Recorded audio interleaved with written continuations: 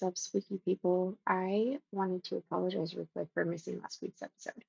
I was in Tampa from Wednesday to Monday, and I was very, very sunburnt, which made me very ill. So, little tip when you go down to Florida, buy the sunscreen. Doesn't matter if it costs $50, buy the sunscreen. Being a lobster was awful. I'm still kind of a lobster. Uh, my skin, is in that gross phase, and I still have a little sting when I'm scratching, which I shouldn't be doing because it's healing. But don't do it. Just get the sunscreen. I normally don't burn in Florida, but this time Florida came at me with a vengeance. So I apologize. I will see if I can do a bonus episode this week for you because I missed last week, and I will work on that. I'm so sorry. I have not missed a week, and here I am. But at least I can say I was sick. So we're gonna move on to part two now of Laurie. I don't have any announcements other than my apology. And I will let you know when that bonus episode. On April 10th, 1834, the fire broke out at the mansion. And it is said that the blaze originated in the kitchen, and the entire service ring was soon up in flames. Judge Jacques Francois Canon, I'm totally pronouncing that wrong, was a neighbor of the LaLauries and one of the first to arrive at the fire. And then there were more early arrivals that would then show up to help the LaLauries move their valuables to safekeeping in case the fire started to spread even further. And a few of the concerned citizens would then tell the judge about the captive bondspeople. And then they prompted the judge to politely ask permission if Dr. LaLaurie would remove the slaves and take them to safety. And it is reported that LaLaurie replied, quote, "There are those who would be better employed if they would attend to their own affairs instead of officiously intermeddling with the concerns of other people," unquote. So the flames did begin to spread, and Judge Kanong, it bothers me that I can't pronounce that, gave orders to break down the doors. So the judge is having people break down the doors. And then that is when the citizens were met with the scene that nobody could have imagined or prepared for. They heard the rumors, but hearing rumors and seeing the actual thing are two complete different things. So depending on the source, the level of gruesomeness varies. The tamest of the depictions is nothing less than appalling. And the mob mentality shifted, and people began smashing the contents of the mansion, destroying the property and its belongings. No different from the way the LaLauries had treated the people in their home. So rescued slaves were carried to the mayor's office at the Cabildo, or I believe that also is jail. It does mention in one of the articles that it's a jail, but it's also called a Cabildo. And they were given medical treatment, food and drink. The crowd just kept growing around the mansion, and they waited for the sheriff to come and arrest the LaLauries. But everything was quiet within the house, and as the day passed and the officers of the law failed to appear, the people began to be angry. They became very angry.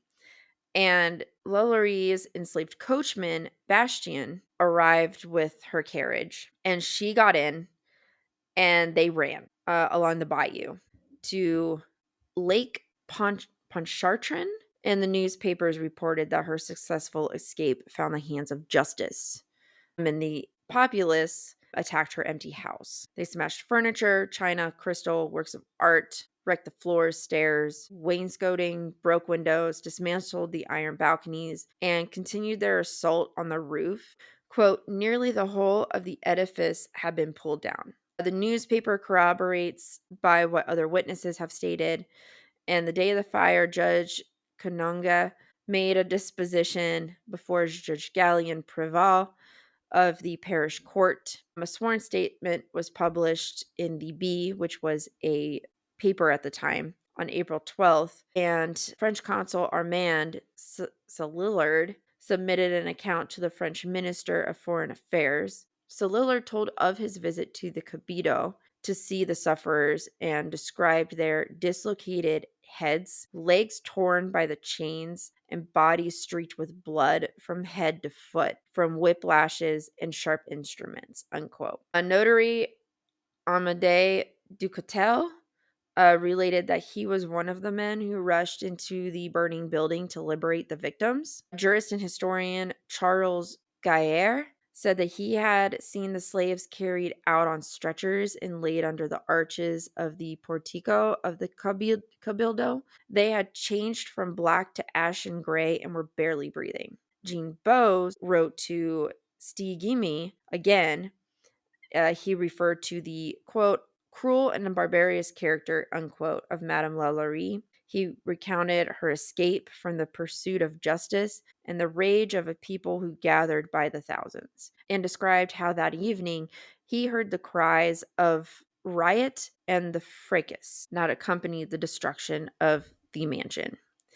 And police and fire marshals, when they reached the residence, they found a 7-year-old cook chained to the stove by her ankle. The cook later said she had set the fire as a suicide attempt because she feared being punished, saying that slaves were taken to the uppermost room and never came back.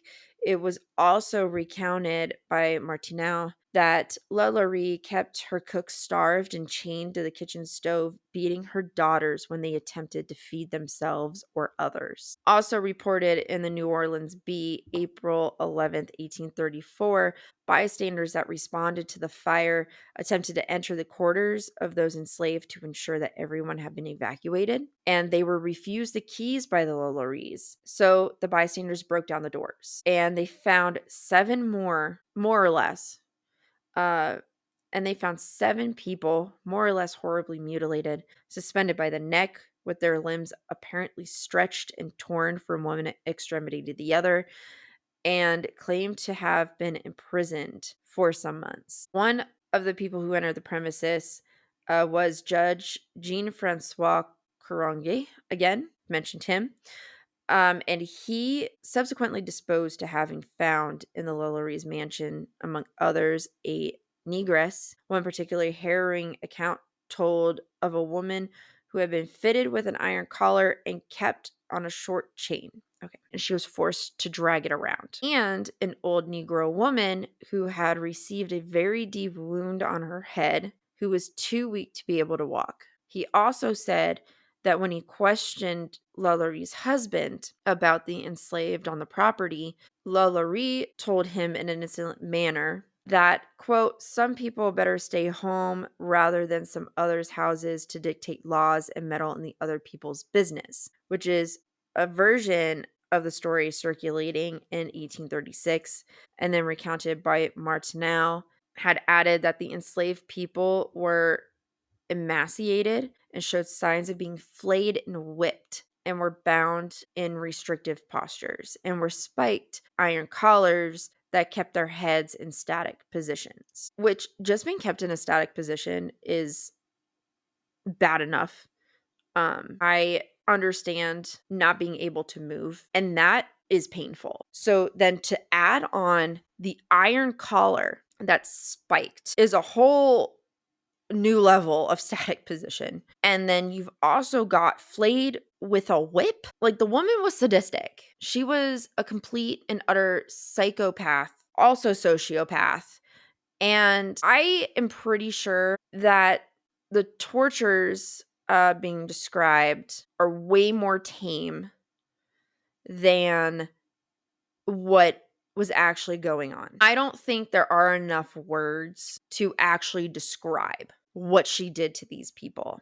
And slavery was bad enough because, dear God, this woman was she was the worst slave owner, in my opinion. I know there were horrible, horrible slave owners. We all know that. We all know how bad slavery was. We all know the horrific events that happened to these slaves. They're all absolutely horrifying and terrible. But this woman literally would torture them in a way that they would stay alive and then consistently feel pain for months, however long they were able to withstand and live, however long she could keep them alive.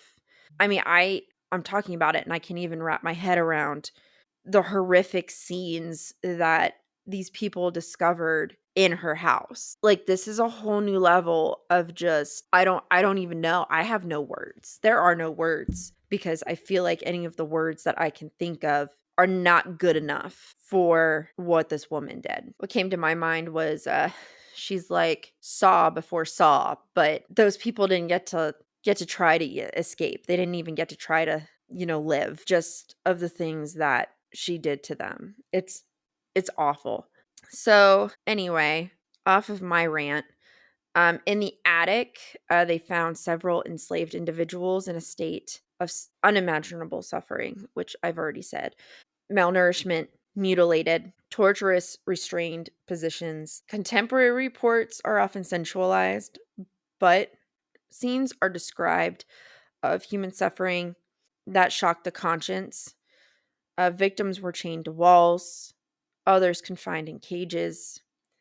Some reports indicate that some have been subjected to cruel medical experiments with limbs broken and reset at odd angles, and some had holes in their skulls. Another report described a man who had a stick protruding from a hole in his head, an apparent failed medical experiment. These reports are difficult to verify in their entirety, but it did kind of paint a picture of what happened, and it's very, very starkly contrasted with the facade that the mansion had and the refined demeanor of Delphine LaLaurie. So again, and this, because we all know how slavery was then, this article says apparently her southern neighbors had some standards.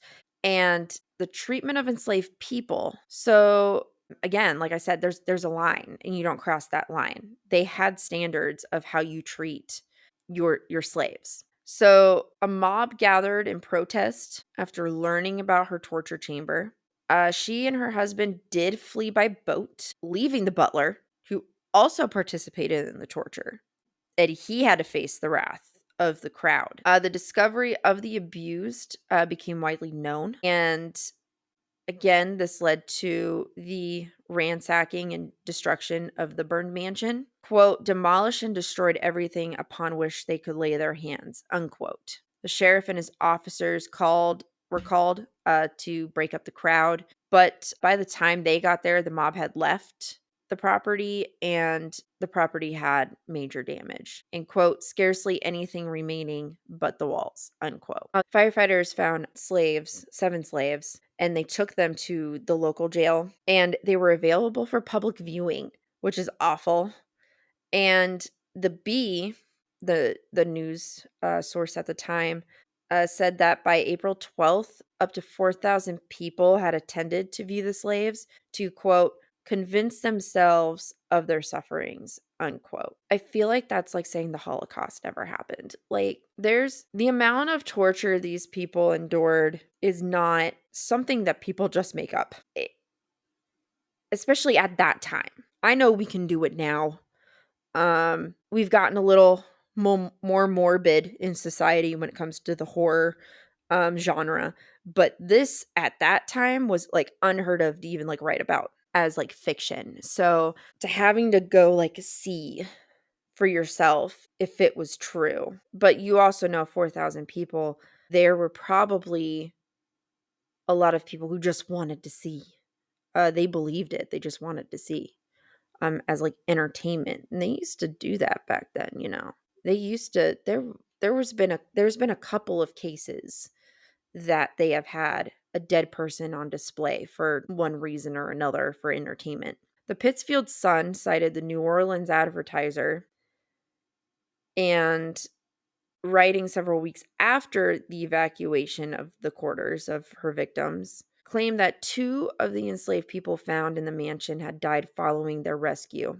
They also said, "We understand that in digging the yard, bodies have been disinterred, and the condemned well in the grounds of the mansion having been uncovered, others, particularly that of a child, were found." Claims were then repeated by Martineau in her 1838 book Retrospect of Western Travel, and she placed the number of unearthed bodies at 2, including the aforementioned child, Leah. As unbelievable as the scene was, the records of letters that were written years prior by Jean Bose stating that the Delphine had been brought before criminal court for the barbarous treatment of her slaves was absolved for lack of accusers willing to testify, and they had seen her beating the slaves. In the book Madame LaLaurie, Mistress of the Haunted House, Carolyn Morrow Long does a presentation of the recorded statements as well as the media claims and articles in regards to the atrocities that were found inside the LaLaurie mansion. And she provides different POVs of the time, and she also points out the lines of fact that can be linked by connecting prior accusations and concerns. How much is accurate, what is embellished, we'll never know just in general, but it is hard to deny multiple sources and eyewitness accounts of the cruel and inhumane conditions. And it's also noted that she was never accused of mistreating her bondspeople until after she married Dr. LaLaurie. So maybe she was taking her unhappiness of her marriage out on her servants, or she just didn't care about concealing it any longer. Sometimes, even for people like this, like serial killers, whether they consciously know it or not, they want to be caught because they want that fame, they want that legacy. They want to be able to be outright and be like, "Look how long I got away with this." The psychology of serial killers is very interesting when it comes to that part of the mystery. They just do it for so long and then they're like, how close to the line can I get? And so they try to see how close they can get to being caught without being caught, but then they end up, getting caught at some point, whether they realize it consciously or not. So, and that's just a pattern that every serial killer seems to have, in my opinion. So Madame LaLaurie frantically fled out of the Bayou Road and boarded a schooner and crossed the lake to the town of Mandeville. And she and her husband remained there as long as they needed to put their business affairs in order and assign power of attorney to her sons-in-law. And the Delphine made no arrangements for emancipation of any of her slaves. Not even Bastian, the coachman who helped her. He helped her torture and he helped her escape. And she just left him to the wolves. So from Mandeville, they traveled to Mobile, Alabama, and then they went to New York City. And then on June 24th, 1834, they sailed for the French port of Le Havre. Probably said that wrong too. On the ship called Poland. And their fellow passengers was the American poet William Cullen Bryant, who noted in his journal that Madame LaLaurie of New Orleans was also on board. The lady, he wrote, was the one known to have committed such horrible cruelties upon her slaves. She seemed such affected by the reserve with which the other travelers treated her and was frequently seen in tears, as deserved. The fact that she even got away is very upsetting. Her life after 1834 isn't well documented. It was written by Martineau in 1838 that she had fled, and they took refuge in her family home in Villeneuve-sur-Lot. And then by the time Martineau personally visited Royal Street Mansion in 1836, it was still unoccupied still badly damaged, with, quote, gaping windows and empty walls, unquote. Charges were never filed against LaLaurie, but her reputation in the upper class society was absolutely destroyed. Madame LaLaurie's reputation had also made it across the country, and the poet, again, Bryant, also wrote that the Delphine spent time in Mobile before making the journey out of New York with her husband to his native country. Madame LaLaurie's reputation had made it across the country, and it spread quickly for not having, like the internet and social media and just like newspapers. It did spread quite rapidly for its time. And after making it to Paris and staying in her family's French residence, her children would come for extended stays. And Louis would live off of Delphine's wealth. But he grew tired of her complaining and he left her in Paris and made his way to Havana. And then shortly after that, more of her family moved to Paris and they all occupied homes on the first arrondissement. So she had her family back together. Good for her, I guess. The thought process today is so different from back then. If I had learned that my mother or grandmother tortured a bunch of people the way that, well, in any way, but especially in the way that LaLaurie tortured her slaves, I don't think I'd be talking to them anymore. I don't think I'd be visiting them or moving in with them in Paris.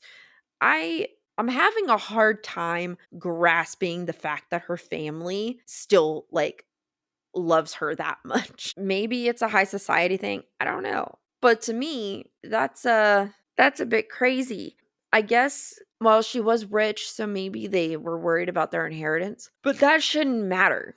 She was a horrible person anyway. So back in New Orleans, Placide Forsaw was acting as an agent for her and was disposing of the ruined house and slaves. He sold the mansion for $14,000, which was less than half the original price of $33,750. He also sold 11 of the 30 enslaved men and women owned by her at the time, including Bastien, her loyal servant, which then left 19 people unaccounted for in the archival record.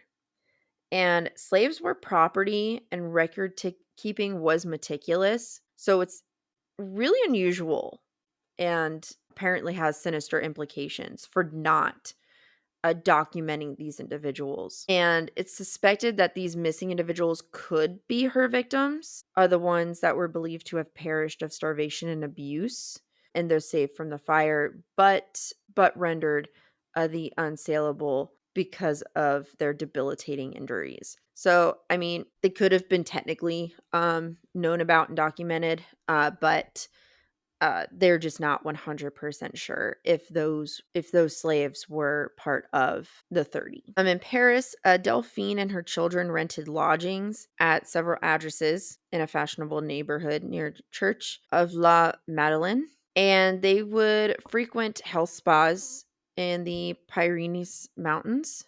And Forrestal would then delegate oversight of Delphine's businesses to her son-in-law and Forrestal would delegate oversight of Delphine's business to her other son-in-law, Auguste Delassus, and he appropriated Delphine's money for his own purposes and neglect to send her monthly payments as promised. She started to borrow heavily with high interest rates to support her lavish lifestyle, and she feared that creditors would refuse to renew her promissory notes. And she would write very many letters badgering Delassus for money and to give an accounting of financial affairs.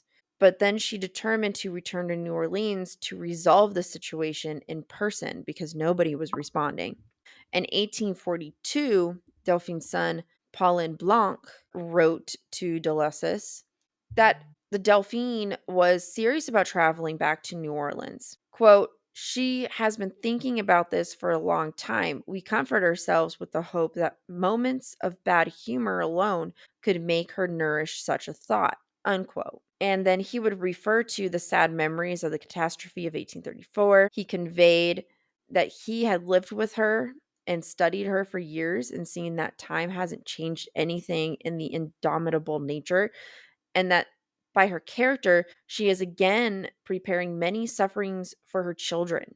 Quote, I bemoan the fate that awaits us if ever again my mother sets foot in the place where her conduct elicited general disapproval. She has caused us to shed many tears, and where she goes, we prepare ourselves for bad news, owing to her presence. Unquote. He then reached the conclusion that his mother, quote, never had any idea concerning the cause of her departure from New Orleans, unquote. The Delphine would then live the rest of her life in Paris, and on she died on December 7th, 1849. The prefecture of the Department of the Seine reports she died at her domicile, but does not specify a cause of death. There are letters between her and her children that talk about lingering illnesses that she had been suffering from. It is safe to speculate that she probably succumbed to whatever illness it was. And due to either these illnesses or family objections, she never made the trip to New Orleans. One version of the legend says that in 1842, she was gored to death by a wild boar on a hunting expedition near the resort village of Pau, and that her body was returned to New Orleans and burial in St. Louis Cemetery number 1. In reality, she did die after a long illness in her home in Paris. On December 7th, 1849, her funeral took place the next day on December 8th, 1849, nearby at the Church of St. Louis d'Antin. She was temporarily interned in the cemetery of Montmartre, but caretakers' records show that her remains were exhumed in 1851 and transported to New Orleans. According to the ownership of internment registers for the Archdiocese of New Orleans, the tomb St. Louis Cemetery number 1, that is said to be Madame LaLaurie's final resting place, belonged to her son Paulin Blanc, and he may have purchased a tomb before his mother's body returned from Paris. She is probably buried there, but there was very poor record keeping, and neither Delphine nor any of her immediate family are included in the list of interments. The first recorded burial that is of her great granddaughter who died in 1884. Some people say that she's buried in Paris, but that does seem unlikely. But because of the poor record keeping, it's not out of the realm of possibility. So until the day of the fire, Delphine McCarty LaLaurie passed her entire life in a society in which people of means owned slaves. New Orleans slave owners treated their bondspeople with fairness and compassion, but behavior of some masters towards their human property ranged from petty harassment to outright brutality. Although extreme cruelty to slaves was against the law, few owners were convicted. In such a society, Madame LaLaurie would have considered chastisement of her bondspeople to be normal and justified. She never had any idea concerning the cause of her departure from New Orleans. Eyewitness accounts portray Delphine as a woman who was subject to extreme mood swings, from a captivating amiability to violent fits of temper, and it is assumed by many that she was mentally ill. Reading in between the lines of letters and archival documents, St. Louis LaLaurie soon regretted having become involved with this rich but eccentric lady. He was desperate to get away from her. He retreated to Plaquemines Parish. His neglect would have pushed the already unstable Delphine over the edge. Her young husband had slipped beyond her control, and she still had dominion over the human property. So her jealous, disconsolate, abandoned feeling, insecure because of her aging body. Her jealous, disconsolate, abandoned feeling, insecure because of her aging body, venting her frustration and rage on her slaves for some small act of insubordination or dereliction of their duties. Her status as a member of the slave owning elite, her erratic, perhaps deranged personality, and her unhappy relationship with her young third husband led her to commit terrible deeds. Had she lived in another time and another place, her fury would have found another outlet. Because she lived in the 19th century New Orleans, she tortured slaves over whom she had power, and until the day of the fire, she got away with it. Which is a fair assumption, but also does not excuse her for her actions at all whatsoever, just because of the time and place, okay? Especially with how a majority of society treated their slaves in New Orleans. There's no excuse even for the time period, if that makes sense. I know, and I even say it when looking at things, and it's my historian mind, and sometimes people look at me like I'm stupid or insane when I say this, but when you look at things from the past, as a historian, I have to look at things as they were for that time. It's not excusing the atrocities that happened in the past. It's not excusing for people's actions of the past, but you do have to look at the past and understand what society was like, what things were acceptable, what things were not acceptable at the time, because although there's many things that were acceptable in the past that are no longer acceptable now, it was the majority of the world at that time. So it's the evolution of society. None of it excuses anything that happened in the past that we deem today unacceptable. It doesn't do that. And I think that's where people look at me like I'm insane, or any historian that says that, because we're not making excuses for the past. We're just stating, but that's how it was. It's not an excuse. And I know that probably doesn't sound right, but I'm just trying to reiterate that this is the thought process of a historian. And it's not always fun, because I wish that we didn't have to look back at the past and be like, well, this was how it was, because it didn't have to be that way. I mean, anyone can look back at the past and be like, well, this decision could have been this and this and this and this, and that would have changed this, this, and this. Yes, but that's not the decisions that were made, unfortunately. So if she had lived today instead of the 19th century, yes, she probably would have had a different outlet.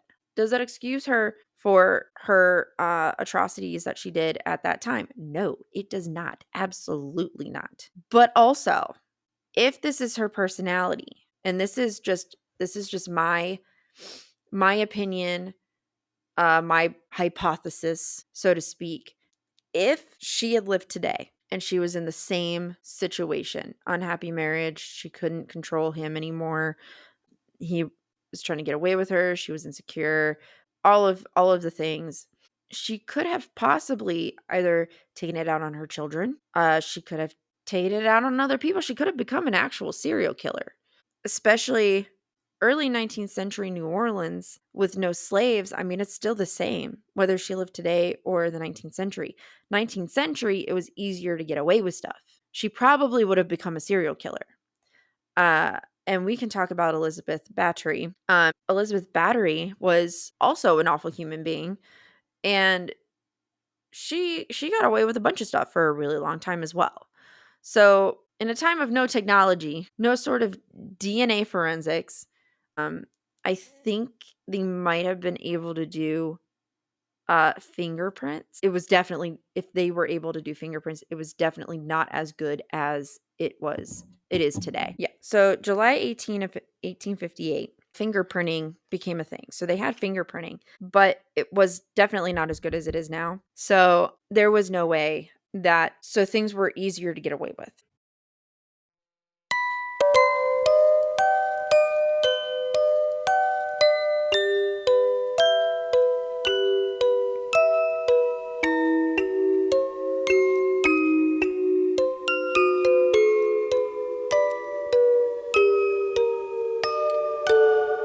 Chasing Legends.